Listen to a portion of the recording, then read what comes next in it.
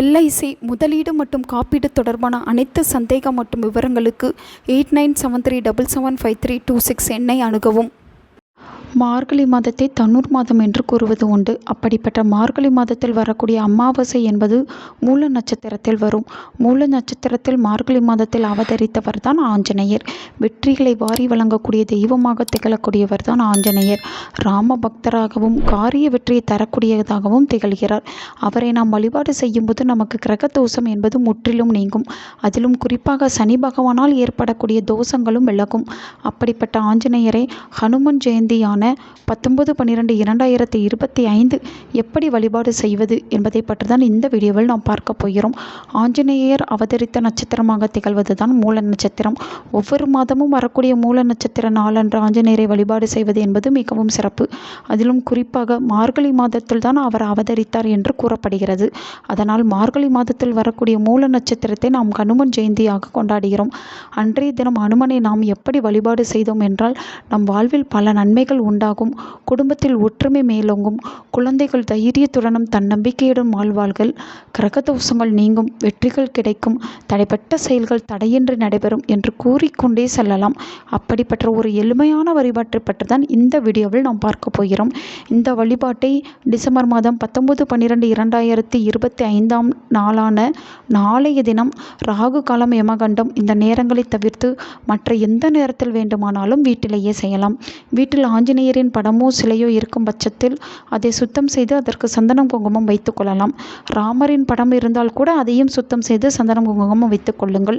அப்படி படமோ சிலையோ இல்லை என்பவர்கள் வெறும் தீபத்தை ஏற்றி வைத்து இந்த வழிபாட்டை செய்யலாம்.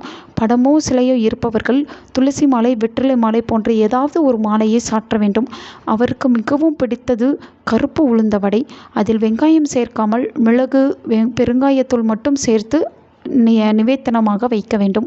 பிறகு அவருக்கு லட்டு என்பது மிகவும் பிடிக்கும். அதையும் வைத்து விடுங்கள்.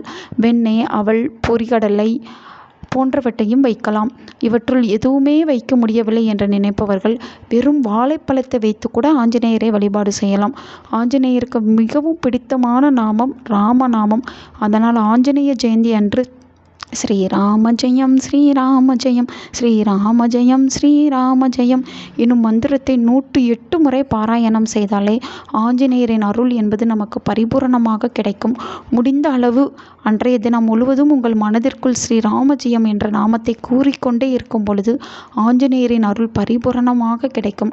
ஆஞ்சநேயரின் படத்திற்கு முன்பாக 3 அகல் விளக்குகளில் நெய் ஊற்றி பஞ்சுத்திரி போட்டு தீபம் ஏற்றிக் கொள்ளுங்கள்.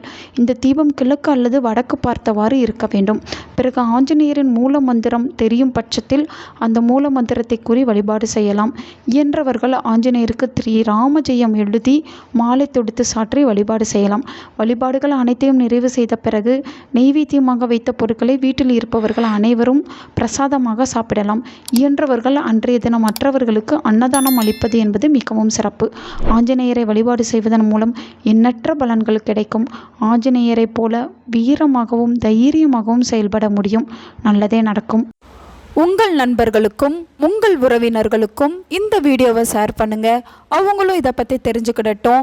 ஆன்மீகம் டிவி தமிழ் சேனலை சப்ஸ்கிரைப் பண்ணுங்கள்.